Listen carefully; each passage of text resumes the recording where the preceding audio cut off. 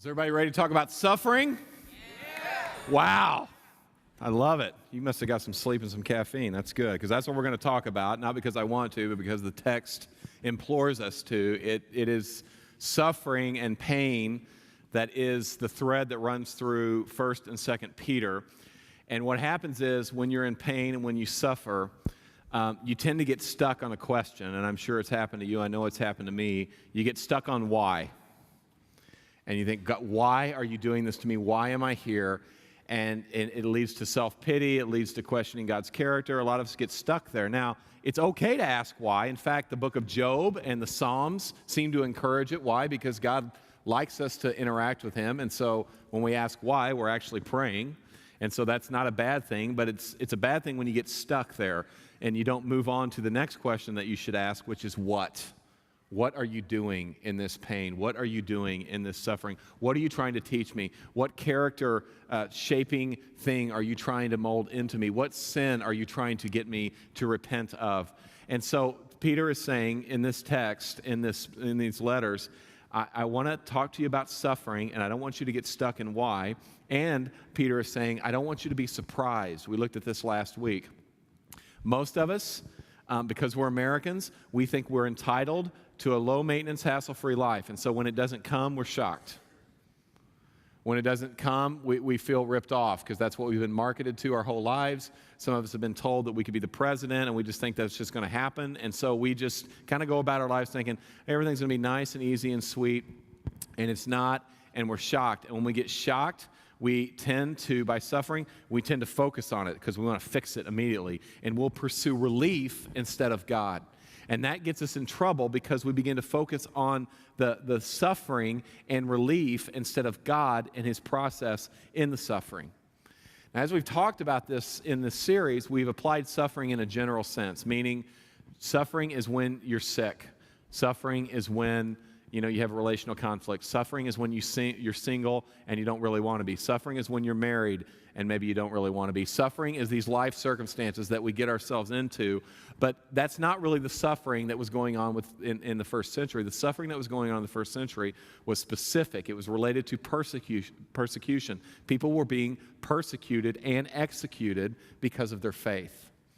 And what Peter is doing, kind of covertly, through his commands and through these letters, is to challenge us to live like they did in the first century, to literally live and to put ourselves squarely in what is called the missionary tension.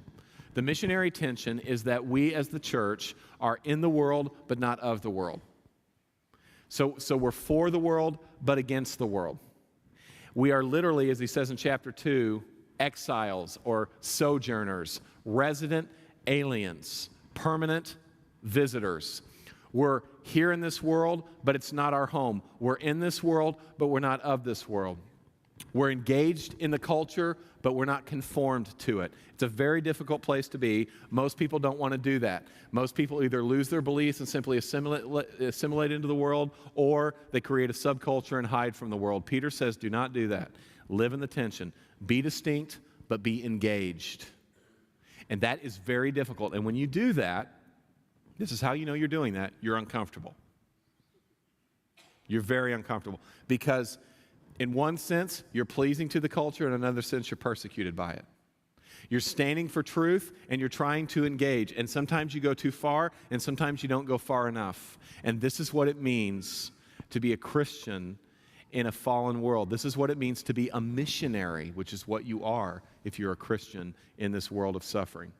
And both legalists who refuse to engage culture and relativists who refuse to take a stand against anything in culture are simply, they don't maybe not know they're doing this, but what they're simply doing is avoiding suffering one way or another. And what Peter says is, church, I want you right in the middle of tension. I want you uncomfortable. I want you to have to wrestle with your Christian beliefs in culture and how that plays out. To be in the world, but not of the world, equals suffering. Now, I could not speak a more countercultural message to you guys because we live in the world of self-helpful preachers with plastic smiles and atrocious haircuts who tell us basically that God exists so that we can have the American dream. Okay? That's what's piped in through your television. That's what you're going to hear a lot of times on the radio. And you're going to read the books at the bookstore, and that is that you're going to be sold that bill of goods, which is the opposite of what the Bible teaches. The cross, I don't know if you thought about it this way, is our logo as Christians. It's not just our logo if you're into business, it's our brand. Meaning, our brand as Christ followers is suffering. It's at the heart of what it means to be Christian. And the good news is that Christianity has better resources for suffering than any other religion. Why? Because we have a God who suffered. And it's not just a historical event or a concept. The cross is a catalyst, literally. It's a catalyst. It's fuel to help us suffer well, which is why in chapter 4, verse 1, Peter says, because Christ suffered, arm yourself. Arm yourself. Now, he's saying essentially the same thing in our text, because Christ not has suffered, but because Christ is returning, I want you to be self-controlled and sober-minded. Look with me at verse 7 of chapter 4. 1 Peter 4, verse 7. The end of all things is at hand. What does that mean? Well, we'll get there. Therefore, be self-controlled and sober-minded for the sake of your prayers. We're going to get into eschatology. It's a fun, big word that simply means the doctrine of last times. Now, I need to say, though, I'm not going to break out any time charts. I'm not going to give any statistics from the Middle East, nor am I going to assert that Obama is the Antichrist, nor I'm going to read from any Left Behind passages, nor will Kirk Cameron make any appearances during the sermon. Okay, because when Peter is talking about the end of days, the end is at hand, I don't think, and the majority of scholars agree with this, I don't think he's saying, get crazy end times, let's all be weird about it. I think what he's saying is, we're in the fourth quarter. We're in the ninth inning. Meaning that the major cataclysmic events of redemptive history have already happened. Jesus came, he lived, right? A perfect life. He died on the cross. He rose again. He ascended into heaven. The Holy Spirit, the third person of the Trinity, was poured out on the day of Pentecost in Acts chapter 2 to indwell all believers. Major events, they've already happened. Peter is saying we are now, because those things have happened, living in the last days. And Jesus could return. Now, normally when you talk about the end of days, here's what people do. They basically get paranoid, they speculate, they're full of fear. That's what talk of end days produces. Peter actually says, when you're really thinking about these things rightly, the opposite is true. You don't have fear, speculation, and paranoia. You have self-control and sober-mindedness. And these two words actually are very important. Self-control and sober-mindedness in verse 7. They're what are called hen deities, meaning they're two words that describe the same subject. In fact, they're two imperatives. There are no other imperatives or direct commands in our verses, and so I believe these two words, be self-controlled and sober-minded, are the guiding commands that take us through the rest of these verses. These two words essentially mean this: be clear-headed. Be clear-minded.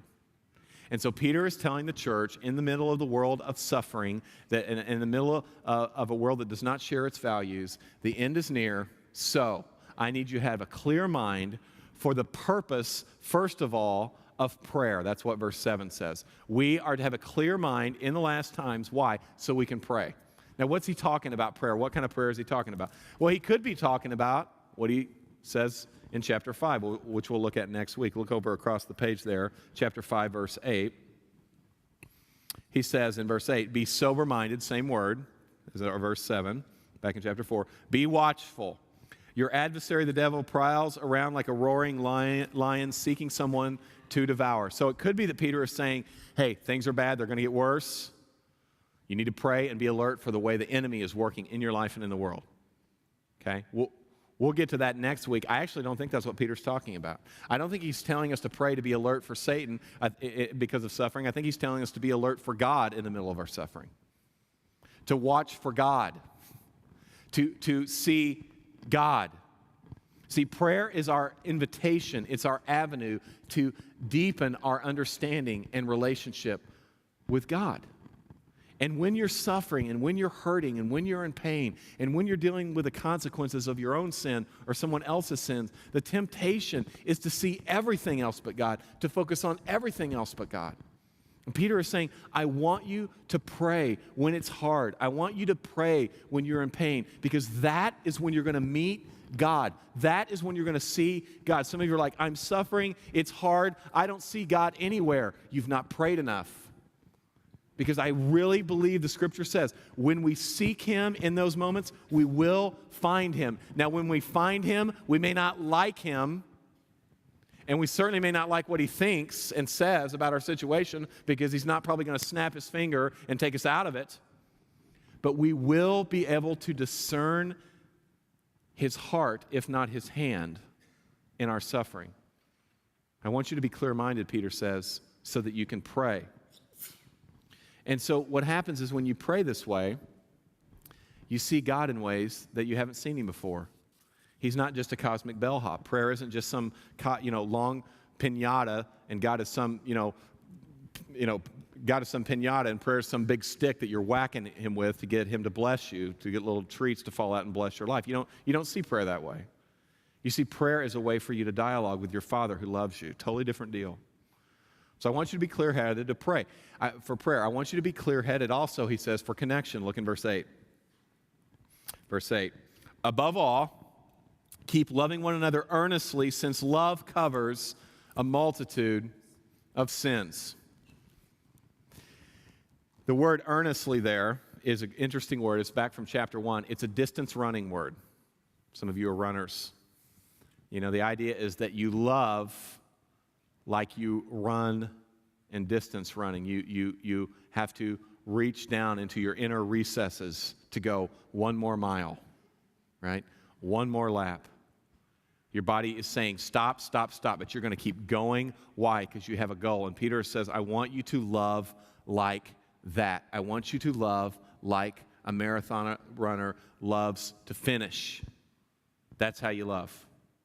Now, this is very difficult, because our tendency, and this seems to be what Peter is saying in context, our tendency is to not love like that. In fact, our tendency is to focus on the multitude of sins in people and to avoid them rather than to relate to them.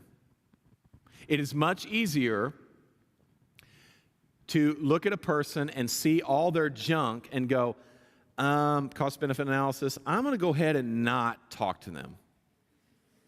I'm going to go ahead and not be in that community group because of that. I'm going to go ahead and not, if they're going to the deal, I'm going to go ahead and be conveniently absent, even though I like the other people, I'm going to avoid that. This is what is called, in a popular sense, self-righteousness. Now, there's words are used in different contexts and different genres. Self-righteousness, from a theological standpoint, the way the Bible mainly talks about it, is when we try to attain our own right standing with God based on our work and our effort instead of Christ's work and his effort. Okay, that's the theological usage of self-righteousness. But the popular usage, and I think it's also taught in the scripture, of self-righteousness is when we focus on other people's sins while largely ignoring our own. We look at the mess out there as bigger than the mess in here. And so what Peter is saying is, I want you to love, not avoid. Now, love doesn't mean you justify other people's sins. It simply means you overlook it in the sense that you're not going to let it be a barrier to relating to them. To love doesn't mean that you condone the sin. It means that you cover it and that you don't allow yourself to be distracted by it as you're trying to invest in that person. To love doesn't mean you belittle the sin. It simply means you don't make it such an issue in the other person that it causes you to not press through and have compassion on them. Love basically says, I'm not going to let your sins, your flaws, your character and personality defects keep me from investing in you. Love covers a multitude of sins. Peter says, I want you to be clear-headed. Why? Because you're going to need to be clear-headed when all these crazy people are around you that I'm calling you to love. You got to love them. Now, we talk a lot about, as does the Bible, about confronting sin. So if you hear me preach, one of every 3 sermons, you're going to get this verse because I think it is so big. In fact, it's so much a favorite verse of mine that I'm going to make it one of yours. So let's read this together. Proverbs 27, verses 5 and 6. Proverbs 27, verses 5 and 6. You ready? Better is an open rebuke than hidden love. Faithful are the wounds of a friend, deceitful. A wounding friend is better than a kissing enemy. That's the wisdom of these verses. Well, I don't want to say anything that might hurt their feelings. Then you love your own comfort more than you love the truth. Because love involves saying hard things to people. There's relational rent to pay, for sure. There's timing, for sure. But truth in love is what it means to be a Christian, all right? So we're for that. We're pro that. The Bible's pro that. This is not what 1 Peter's talking about. It's not talking about sin confrontation. It's talking about sin covering. See, because sin is real, love is required. And Peter is saying, I want you to love because the people you're going to be connecting with, it's bad out there, Peter says, but when you get in the church, it's really bad. Some of you look at the church and go, oh, this is such a nice, neat place. Must be a wonderful. You just haven't been here long enough. There are some jacked up, messed up people. You say, where are they? Look to your left and look to your right and look forward, and you will find them. Did he say a couple sins? Love covers a multitude. It's worse. It's worse than you think. People are messed up worse than you think. You're messed up worse than you think. People are messed up worse than you think. And Peter's saying, I want you to learn to love and really cover the multitude of sins. What are the multitude of sins? Well, he doesn't name it. He doesn't define it. But as I've studied the New Testament specifically, there's 3 words that crop up almost every time. Not in Peter, but in Paul and in much of the New Testament. You see these words. And I'm going to give you the translation of the word and define it a little bit because I think these are the barriers to community. I think Peter could be referring to these. You study it for yourself, but I think this is what causes this problem in community. One word translated in your Bible is the word conceited or conceit. The word conceited is made up of 2 Greek words, keno and doxa. Keno meaning empty, doxa meaning glory. The word glory means weight, weighty. There's substance to it, right? So if you're empty of glory, you're empty of weight, you're empty of substance. We use the little idiom in the 21st century. It doesn't matter. It goes back to this word. So what conceited people are people who sense this lack of substance in themselves, this lack of weightiness in themselves, and so they overcompensate. They know they're nobody, but they're desperately trying to prove to themselves and everybody around them that they are, in fact, somebody. They sense the emptiness, but they have a desire to put forth an image that says, I am somebody. They know they're insecure, but they're so desperately trying to appear to be secure. That's what a conceited person is. Now, here's reality. If you connect in community in this church, you're going to run into people like that. How are you going to deal with it? You're going to avoid them? You're going to switch community groups? You're going to switch services? What are you going to do? Peter says, when you encounter a multitude of sins, when you encounter somebody who's putting forth an image, you love them. You love them through it. You may not be the only one doing it, but you love them. See, it's very difficult to connect with someone who's putting forth an image because you're not really connecting with them, you're connecting with their image. A lot of us do that, right? We have an image that we want people, it's a projection of who we want to be or who we think people want us to be or who we think people would like. And so people connect with the image, but they don't connect with us. This is why community is so difficult. And Peter says you got to cover that. You got to cover that. Another word that's used in the New Testament is this word provoking, with the idea that you look down on or you challenge, or basically it's a superiority complex. You look down at people.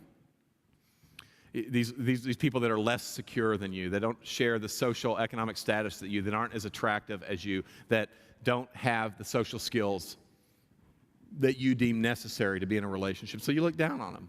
You cannot have community with somebody you look down on, right? This is why if you look around your friendships and your relationships, most of us surround ourselves with people who are basically like us, right? And what happens is when you're doing that, and you're going to encounter people like this, you're going to encounter people that look down on you. You're going to encounter people that look down on, what are you going to do with that? Peter says cover it. Envy is another big one. Envy is an inferiority complex. This is when we look up to people and go, oh, I wish I had that. I wish I could be like that. I want that person has. I don't want that person, but I want what they have. I want what they have, not a relationship with them. I want to be a fan, not a friend. I want to get some stuff from them, but I don't really want to know them. See, that, and you're going to run into people like that envy you, that are jealous, and what are you going to do, Peter says, in the church? You're going to have to cover it. See, what the Bible says is don't be something that you're not. Don't do the conceited thing. Don't have an image. Don't do the superiority complex or the inferiority complex. Instead, do verse 9. Look in verse 9. Show hospitality to one another without grumbling. Hospitality normally is a word where Christians welcome strangers, where Christians welcome people outside the faith. It's not church potlucks. It's not Bible studies with Christians and everybody that thinks like us. It's usually welcoming people outside the faith. But in this context, the word hospitality is used to describe the relationships within the church. Certainly they apply outside the church, but they're in the church. This word has to do with, oh, this is so countercultural. This word has to do with letting people into your life, right? That you actually let people sit, I know this is radical, on your furniture. They actually might go into your bathroom if they have to use it, or if they just want to check out what medications you are as they rummage through your cabinet. I don't do that when I'm in people's homes. I'm going to clear that up. Some people I've heard might do that. They actually know about your bad paint job in your hallway. They actually see that. This is a discipline. We have to do this with our kids at night. We try to eat dinner as a family, and it's hard because of, you guys know, meetings and travel, but we have 3 kids, 1 on the way, and the kids are just like, sometimes just like, oh, why are we doing this? I'd rather eat and watch TV. I'd rather eat and play. I'd rather not eat, right? And I have to constantly remind my children, it's not about the food, it's about the family. Okay? We're not here because of food. We're here because we're a family. And this is what hospitality says. It's not about the food. You say, I just don't want to cook. I don't want to go to that trouble. Then go out with somebody after the service. Take somebody to lunch. Or go, and then when the bill comes and they're not looking, push it towards them and let them pay. But connect. And just think about just for a second, think about how our economy works. Think about the industry we have built with eating out, largely because we don't want to have people in our homes. This makes sense because the home used to be a foyer, a place where we welcome people into our lives. Now it's a fortress. It's a place where we literally protect ourselves from people being in our lives. So if you can't handle them in home, go out to eat first, then I don't want to cook. Just dessert. I don't want to do all that. Okay, go to Schnucks, get a cake, all right? Go to the cupcake or get some cupcakes. Go do something where you don't have to put yourself out if that's not your deal. But let people into your home, because when you let them into your home, you know what you're doing? You're letting them into your life. Yeah, but this isn't the house we want, and I'm in this apartment now. I know, but that's reality. That's you right now. I'm not saying you are your house or you are your apartment, but that's part of who you are. So just for fun, in the next month, let's try it. Let's try it. Take a step. Have a bar. You say, I don't want my bathroom such a mess. Have a barbecue, rent a porta potty. They don't need to come in your house. Better yet, invite people to someone else's house. and go be there. That's the way I do it sometimes. But figure out a way, seriously, church, figure out a way to be welcoming. Stop buying into the spirituality that compartmentalizes your life. This is my private life. This is my work life. This is my sex life. And this is my spiritual life. No, it's all spiritual. It's all spiritual. And hospitality requires you to create. I have reading a book called Creating Space for Hospitality. And I don't mean adding on to your house. It means creating space in your life where you can welcome people. You're not so leveraged with your time. You're not so leveraged with your hobby. You're not so leveraged with your affinity group that you're able to actually welcome people. Every time you come to a service, you should seriously think about, if you're not eating with someone or having someone over, you should seriously think about being willing to do that every time and praying when you come, okay, God, who gets to come over and hang out today? Who do I get to take out to dinner?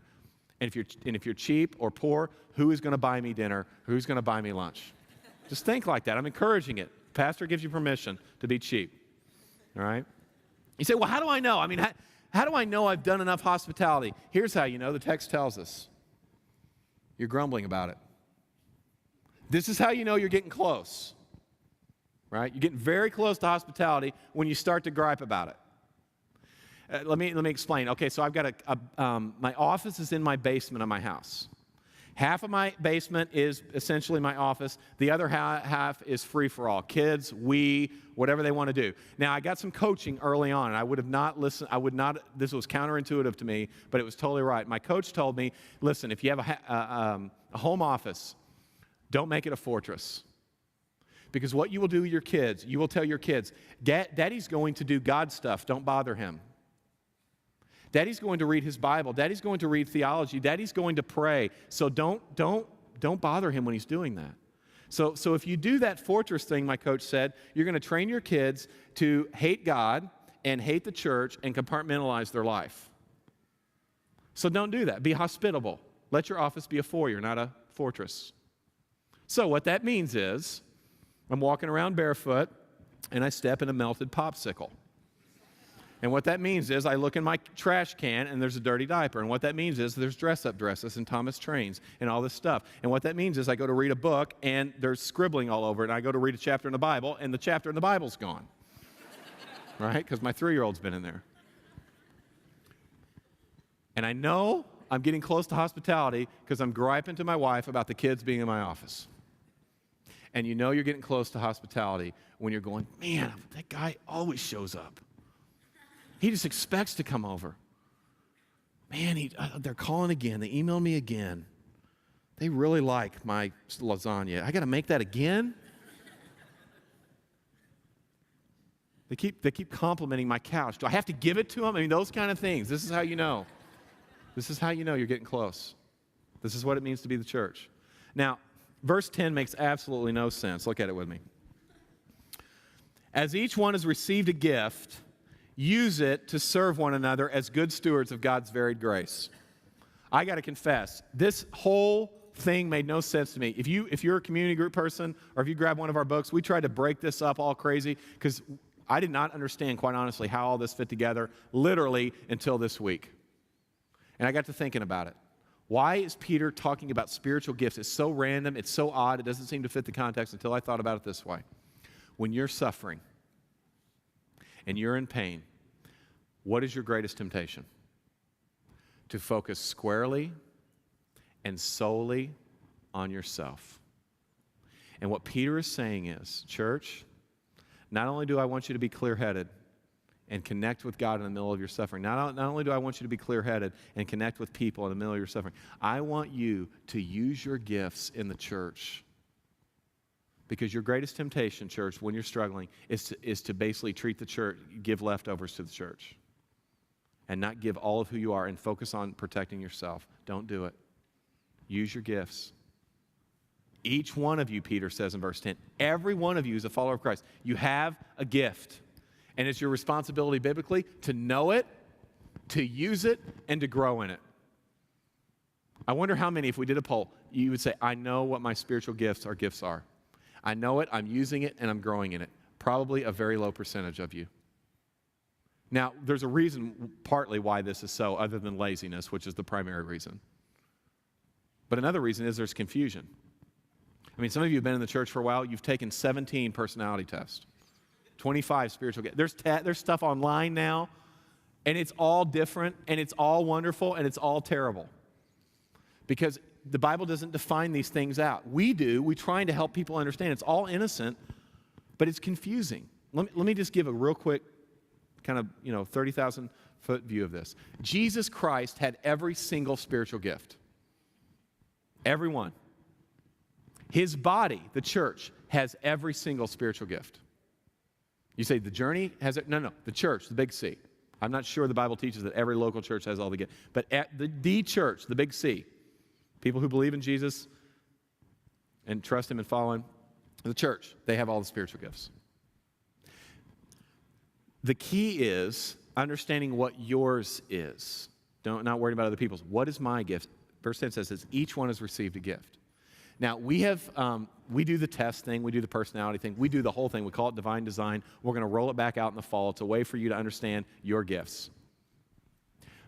But quite honestly, we found another taxonomy, another category, some other categories that we found to be very helpful. We've been teaching these to the staff.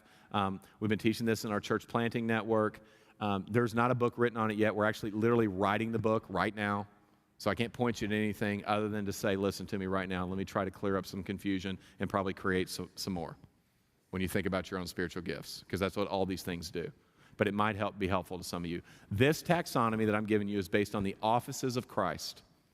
Christ was in His earthly ministry, and this is written about with the reformers and onward. Christ was a prophet. He declared truth, right? He cast vision about the kingdom of God. Christ was a king, in that He led the plan and details of redemptive history. And Christ was and is a priest, in that He sympathizes with people in their physical and spiritual weaknesses. And this taxonomy comes out of those three offices. Some of you in this classification are prophets. And let me define this. A prophet is someone who has speaking and writing gifts. Speaking or writing gifts. Sometimes and, usually or. They explain God's truth, and this is in relationship to the church. They explain God's truth and envision a way for people to grasp it and follow it. So they explain truth and they cast vision in a way that people can go, I get that. That makes sense. I'm in. Let's go. Their weakness is they talk too much because they're so excited about their insight, or they're so excited about their vision. Right? And they overpromise and underdeliver a lot because they have a vision and they think, well, I see it clearly. Here's what it's going to be, and it's going to take this much time, right? And it's usually not that way. This is how you really know what you are on these, because a prophet asks this question: what and where? What does the Bible say? Where are we going? Vision caster. It can be written, it can be verbal. What is the truth? What does this mean? Where are we going? Right? Where are we going? How many of you find yourself asking that question a lot? What and where? Anybody? Yeah, a few of you. The next one is king. A king, and this is not gender specific, king or queen. All right, none of these are. A king has leadership or administration gifts. They organize people, systems, and structures to accomplish God's mission.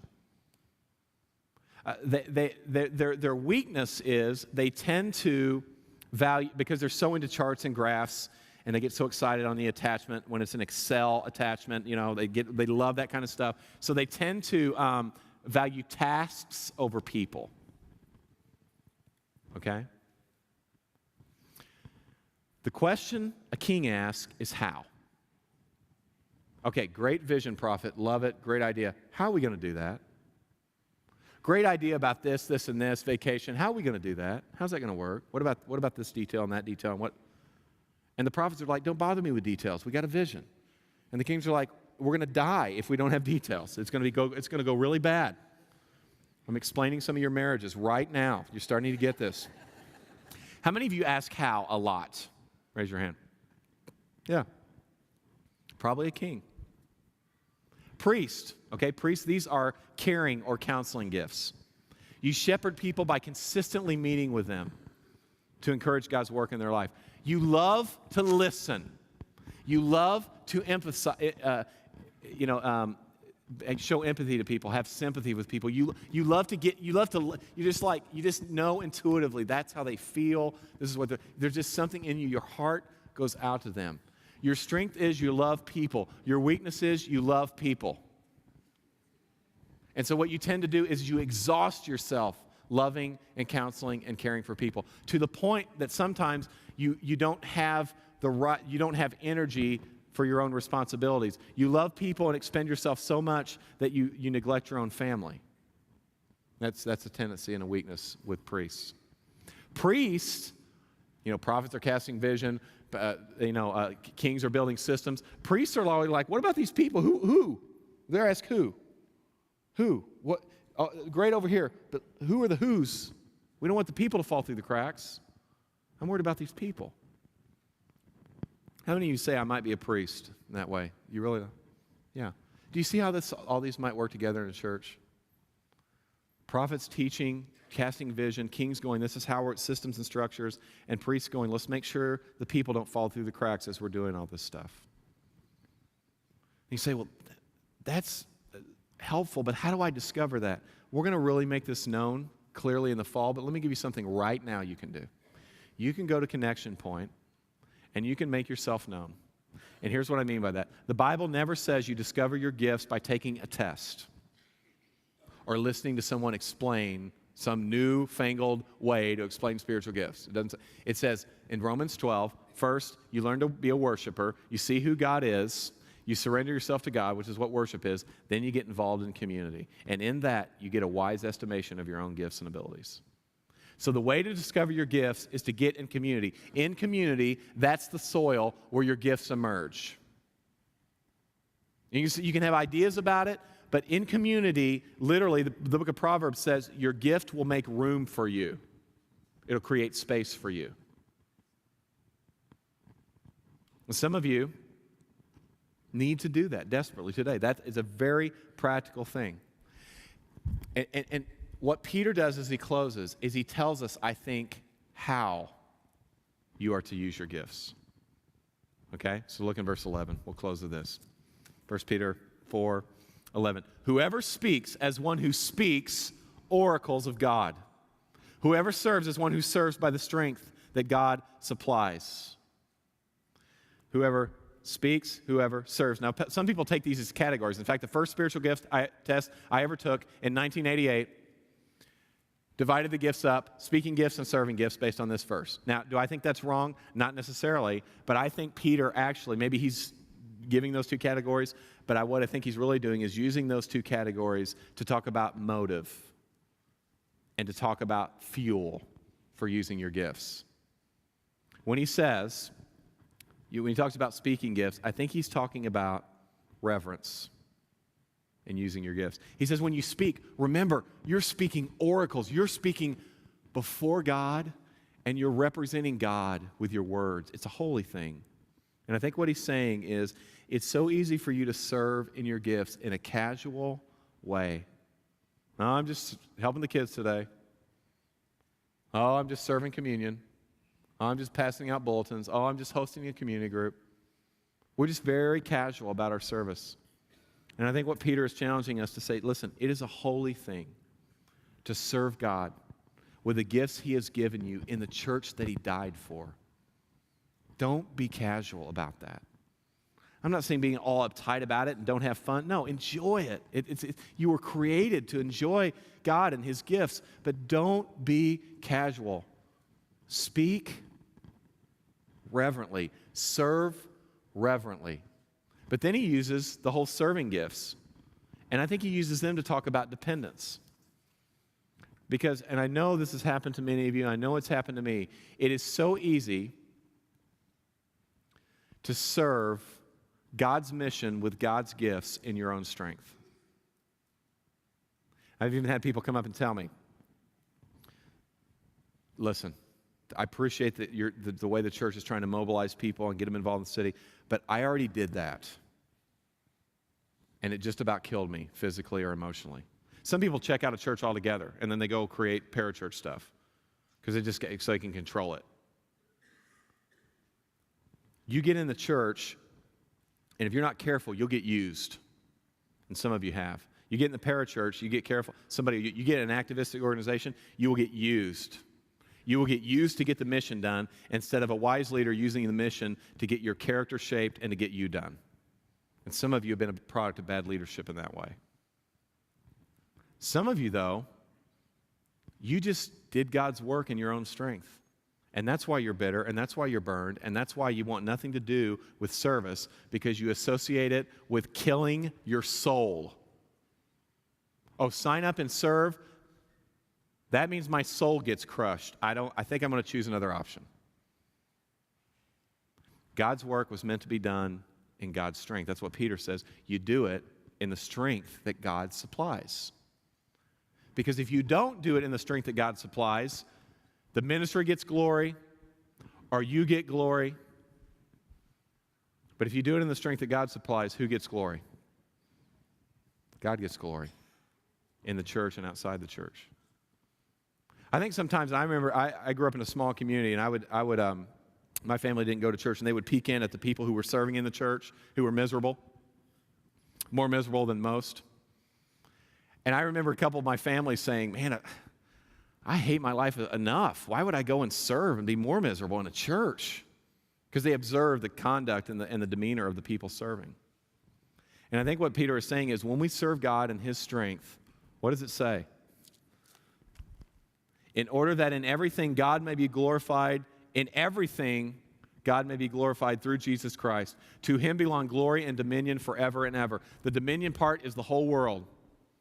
When we use our gifts rightly, when we develop our relationship in suffering rightly, when we connect with people rightly, what happens? God is glorified. God gets His glory, we get our joy, and the world gets to see a little heaven on earth through the church. That's what it means to be a part of the church. And no matter what is going on in the world around us, and no matter how bad it is out there, we can literally be an apologetic of God, a defense of who God is, a defense that Jesus is real as His body does what it's supposed to do. And that's what you're invited to. In 2 weeks, I'm going to talk about the good, the bad, and the ugly of our church. We're going to take a break between 1st and 2nd Peter. If you call this church your home, or you're kind of looking at this church as maybe your home, or you're trying to figure Jesus out and you're interested, you should come in 2 weeks, June 28th, because we're going to talk about this. Here's the reality, guys. We don't have enough people in the game. We don't have enough people discovering their gifts. We got a lot of folks really tired because a lot of you, quite honestly, aren't stepping up. Now, if you're just peeking over the fence into Christianity, you're kind of kicking the tires still, that's fine. Okay, we get that. Keep pursuing Christ, keep trying to figure. But if you're a Christian and you're coming and you're just a consumer and you're basically here for what, God knows what reason, we're going to ask you to think about getting in the game. Not just because we need you, we do, and the city needs you, because you need it, because you're bored, you've compartmentalized your life, there's rampant sin in your life, and you just do the church thing. You need to be in the game. Some of you desperately need to stop serving in your own strength because you're on the edge of burnout and you're getting bitter and you're getting critical and you're like, what is the problem? The problem is you're doing good stuff in a bad way. You're serving God in your own strength, and that was never God's design for you. So this corporate time is a chance for you to repent of that and to stop doing that. Some of you are serving casually. You're serving, you're in the game, but it's just not worship for you. You're just kind of doing it. I'm church chores. I'm just kind of doing it. No, it's worship. Everything you do is worship. Why would serving in the church be exempt from that? Everything you do is worship all the time. So stop being casual. Listen, I love you guys. I want us to have a great city. We don't want just a great church. We want a great city. It's not going to get done, though, by half-hearted effort. It's not going to get done if we're not challenged to be a little uncomfortable. And so I hope you're a little uncomfortable, and I hope that discomfort leads you to seek God. Let's do that right now. Let's pray. Lord, I pray that you would convict us, that you would show us our sin, that you would just give us joy in that because we get to pursue you, We get to hold on to you instead of our sin that's destroying us, that's keeping us too comfortable, that's keeping us bored, that's serving as a substitute for you. God, would you call us out? Not just to have a good, nice, private, personal relationship with Jesus. Would you call us out to be a part of your church?